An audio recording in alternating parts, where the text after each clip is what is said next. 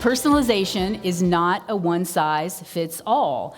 And what we mean by that is that, we're all thinking about personalization either in the process of implementing it or thinking about implementing it. And I know from just the data at this conference today, we've got a personalization track this afternoon, and 60% of you in the room have signed up to attend that personalization track. So it's obviously a topic of huge interest to this audience.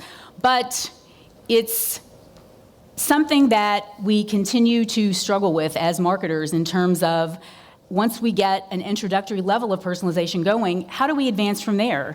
And it's something that is clearly on the minds of everyone, and 85% of senior marketers rate this as a major competitive advantage. So we're definitely keen to continue to make the progress towards best practices in personalization. But are we making progress? And of course we are. Most of us are probably personalizing to some extent, but only 23% are personalizing beyond just the beginning level, which is essentially having a geographical approach, having a location-based approach, or having a campaign or a segmentation approach. And that's only about 23% of us. And half of us have either no budget or no plan to put personalization into action. So it's something that I think marketers always have high aspirations around, but something always gets in the way, and it could typically be the budget or the planning process. And so back to that executive alignment. Let's look at some of what the biggest barriers are from personalization. It's probably no surprise that about 20% say that lack of content is holding them back from personalization, and we'll talk more about content in a bit. 22% say that data deficiencies are limiting their ability to make progress, and we'll also talk more about data in just a bit. But 59% say that either lack of budget or executive support are holding them back from being able to advance in personalization.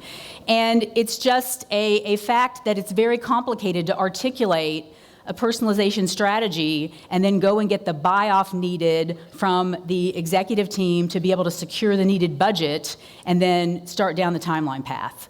So what should our goal be? I talked a little bit about level 1 personalization and the fact that only 23% are personalizing beyond level 1, and so that's by geo, device, location. Level 2 personalization is starting to think about, can we influence a customer down a journey path and achieve a goal? Level 3 is you've done the hard work around journey pathing, and you also have identified your personas, and you've got the data in order to actually be able to deliver content by persona and profile in a very sophisticated way. And then level 4 is, I think, the holy grail, and where we all think we're going to get to at some point, hopefully in the near future, which is AI-fueled CX, which can take preference into account or location or context and truly deliver an experience before you even know you need it. And this is the world that we're hearing a lot about these days that's coming soon. And so these are the levels that are possible. And now let's take a look at a few steps to be able to get us down a road to the path to personalization. Step 1 is to just start small and figure out a controlled test project. So for example, you could move from doing a campaign based on just a location or a persona to starting to think about influencing a journey down a path. So for example, maybe we want to try to decrease the rate of shopping cart abandonment in commerce situations and lead a customer to click through to make that purchase. That would be a controlled test project that would be a great start. Step 2 is to fail fast and move on. And so understand what worked and what didn't, and then take those insights to be able to augment your customer segments. And then you've got a really good step to drive the personalization that's going to make the most impact in your business. And step 3 is to scale quick. Once you've got a working personalization journey and you've learned from your project, you want to move to being able to get beyond just the manual facets of personalization to apply some automation technology and be able to get to eliminating some of those routine tasks that are holding us back from being able to scale. And so now we're going to take the first interactive quiz. And so I'd like everyone to get your phones out, and hopefully you're logged into the mento.com site, so please do that quickly if you're not. And we're going to look at what is your biggest roadblock to personalization? And so I'd like everyone to vote now.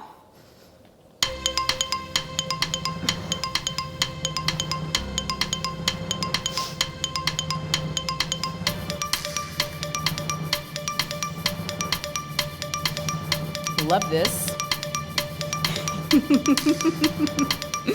All right, we've got almost 500, I think we have 500 or more people in this room, so I need to see a lot more numbers here. 5 seconds.